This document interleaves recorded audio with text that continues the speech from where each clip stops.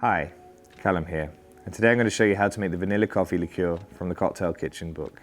The equipment we're going to need to make this liqueur is a mason jar, a spoon, a fine mesh sieve, and some scales. In terms of ingredients, we're going to need 50 grams of freshly ground coffee, 3 vanilla pods, 1 litre of rum, and 500 grams of 1:1 ratio vanilla syrup. Right, let's get into it.